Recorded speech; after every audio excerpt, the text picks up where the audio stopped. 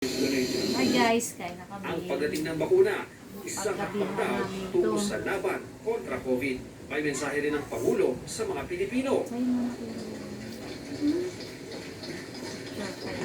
I encourage you to get vaccinated at the soonest possible time.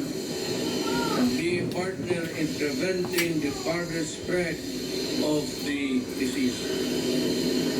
For those who will be vaccinated, I also urge you to continue practicing health and safety protocols as we await for the final approval of all more vaccines.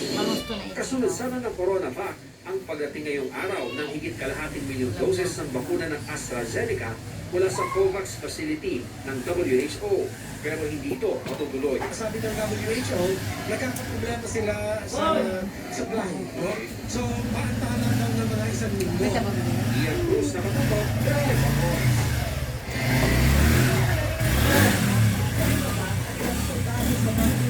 Center. At sa kabila ng agang-agang, wala nang daw nakatanggap na reklamo kaugnay nito. Sina Defense Secretary Delfin Lorenzana at AFP Chief Cirilio Sobejana. Mula ko sa Camp Colonel Victoriano Luna, nagbabalik muli live sa Ian.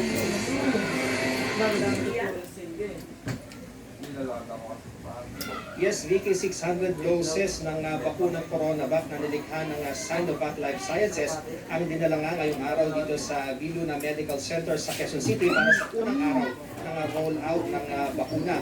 At sa huling impormasyon ngayong gabi na ibinigay sa GMA News ni Dr. Fatima Navarro, ang pinuno ng Viluna Medical Center, ay umabot nga daw sa 6 na po ang mga nabakunahan at sa maswerteng pagkakataon, Vicky, ay walang napakulat na masamang epekto o side effect ang pagbabakuna sa mga sundalo.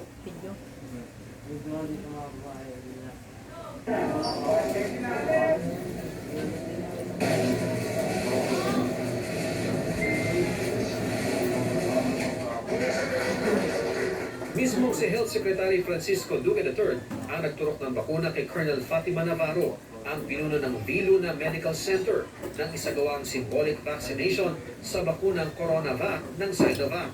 Matapos ang 1 oras na observation period, wala raw naramdamang kakaiba si Navarro. Balik trabaho na nga raw siya. Wala akong naramdaman na kakaiba after the vaccination. No feeling of heaviness, walang anything na masakit. Even yung pag-inject ng vaccine itself, walang unusual na feeling. Nabakunahan din si Major Henry Tabinas at wala raw siyang naramdamang side effect.